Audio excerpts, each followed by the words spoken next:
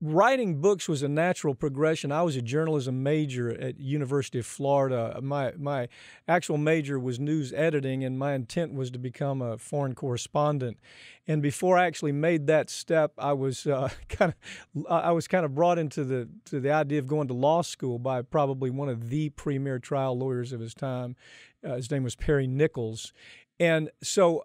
But all that time that no matter how many years I tried cases, I always knew that writing was something I enjoyed, and here I was surrounded with some of the most interesting, compelling stories in the country.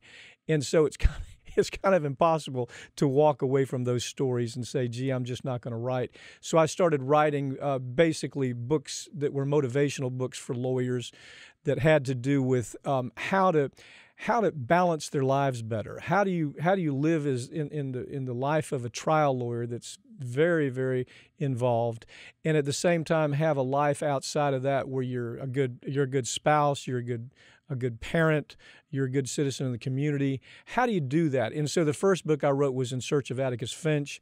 After that came Clarence Darrow, The Journeyman, and then after that came Resurrecting Aesop. And all of those really they really focused on trying to tell lawyers that you can have a better quality of life, and you don't have to fall into that abyss that sometimes gobbles up trial lawyers, because the job is a very, very tough job at the top of the game. And so those were very successful, but they were niche books. They kind of fell into lawyers' bottom, and from there I just said, well, gee, it's time to start writing fiction. I think the fiction is easier because the stories kind of tell themselves.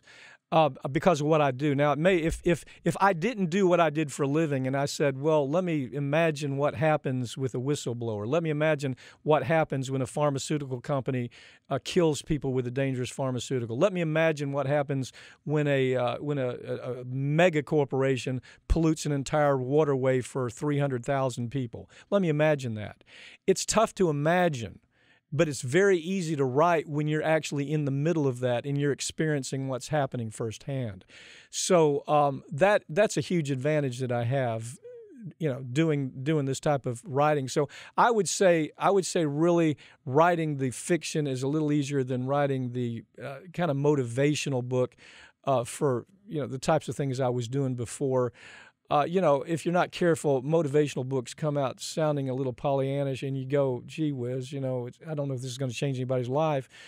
But when you write a fiction book and it's based on reality, it just seems to very often write itself.